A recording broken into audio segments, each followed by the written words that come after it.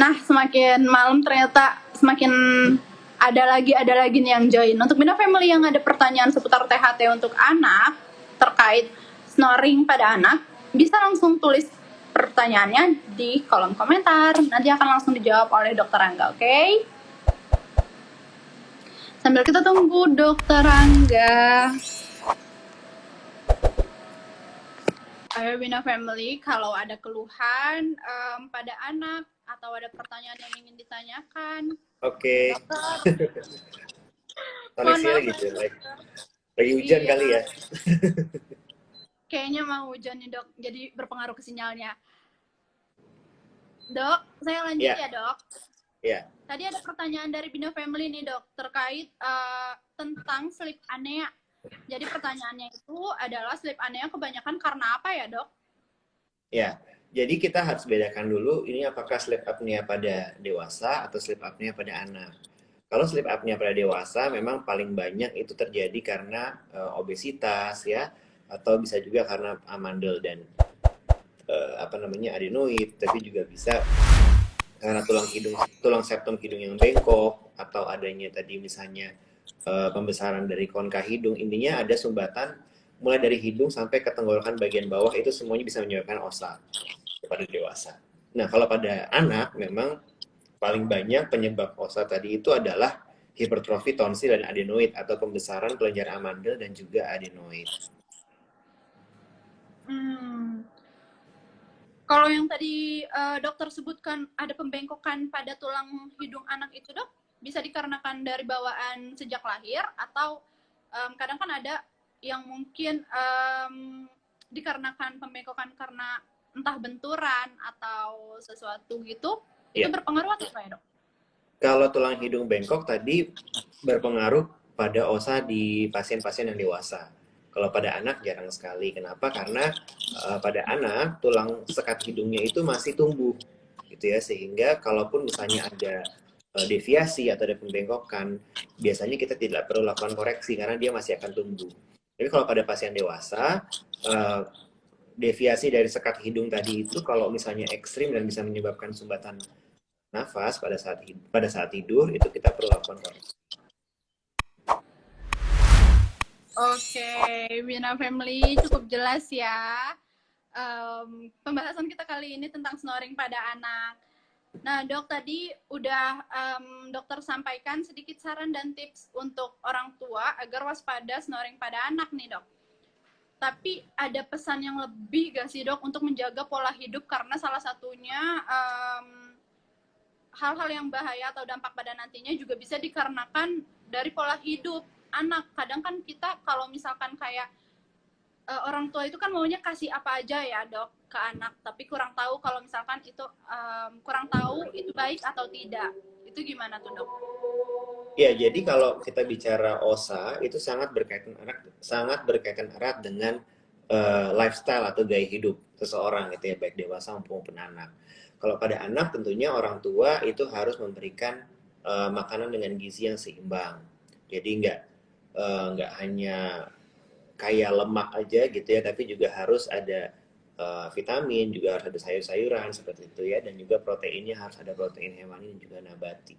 Jadi dengan kita memberikan nutrisi yang lengkap untuk anak dan juga cukup, nah itu akan menjaga berat badan anak sesuai dengan kurva yang seharusnya gitu ya, tidak terjadi obesitas.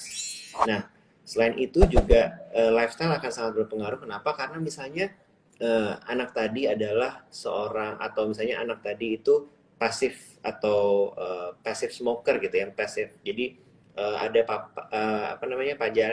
pajanan asap rokok di rumah misalnya.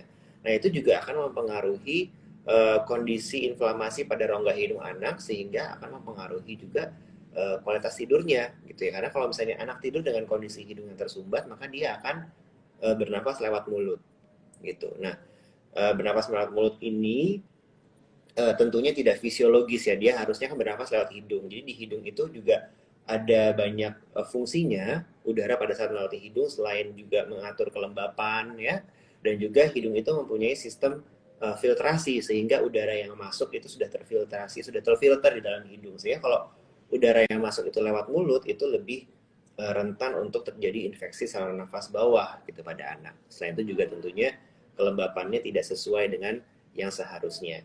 Jadi yang perlu diperhatikan adalah anak ini harus di dalam suatu environment atau lingkungan yang sehat. Jadi hindari pajanan asap rokok. Seringkali misalnya orang tua itu merokok soalnya ya misalnya ayahnya gitu ya merokok itu seringkali lupa kalau misalnya dia merokok di rumah itu di ruangan yang sama misalnya ada anaknya atau misalnya apa namanya setelah merokok itu kan zat kimianya bisa menempel di baju gitu ya terus kemudian langsung pegang anak gitu. Selain itu juga makanan terutama karena yaitu orang tua seringkali mau supaya anaknya yang penting mau makan gitu ya sedangkan misalnya anaknya hanya mau kalau makannya fast food misalnya atau makanan yang cepat saji atau yang frozen food itu ya yang sebenarnya kandungan gizinya tidak cukup gitu ya tidak atau bahkan mungkin berlebihan gitu untuk si anak tadi.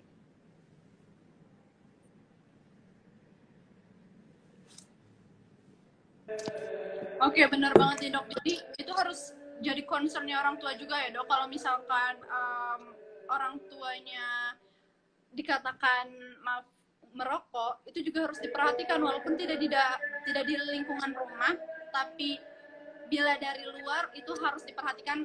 Mungkin bisa aja ganti baju dulu untuk deket-deket sama anak ya dok. Ya sebenarnya sebaiknya nggak ngerokok, cuman ya kalaupun begitu ya harus harus apa jangan sampai anaknya juga menjadi passive smoker gitu.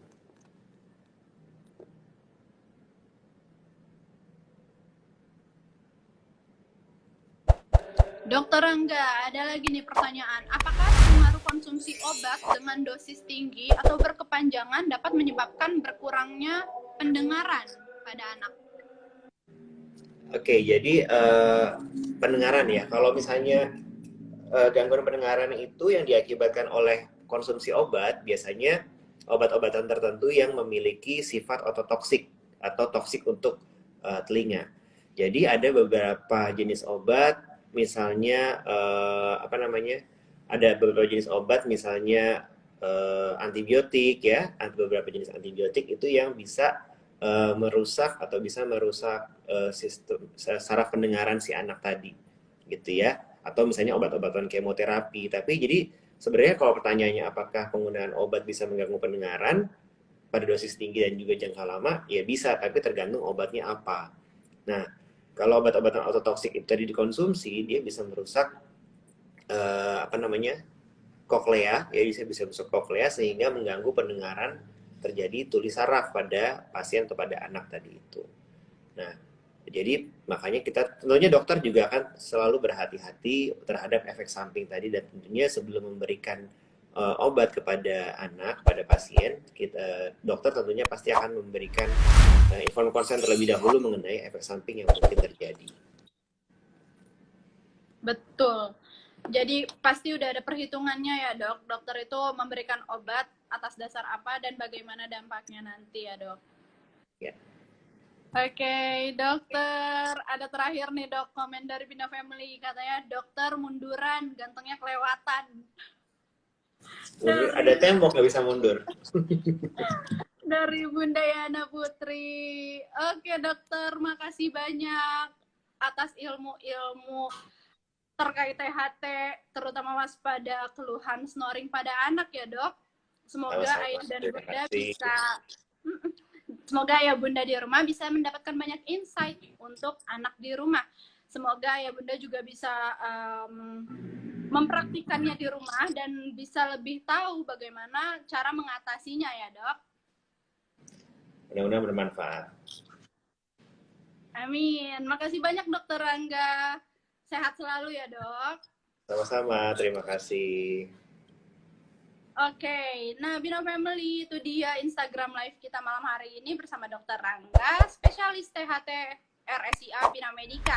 Nah, untuk bunda-bunda lainnya jangan lupa untuk stay tune terus di Instagram live RSIA Bina Medica dengan tema-tema menarik lainnya, dan jangan lupa untuk scroll Instagram RSIA Bina Medica untuk info-info terupdate dan juga info-info seputar persalinan, bedah anak, THT pada anak, dan juga masih banyak lagi termasuk tumbuh kembang anak. Dan stay tune terus di Instagram Bina Medica. Jangan lupa follow semua sosial media RSIA Bina Medica. Demikian dulu Instagram live kita malam hari ini. Stay healthy, stay happy for Bina family. Care with love. Dah.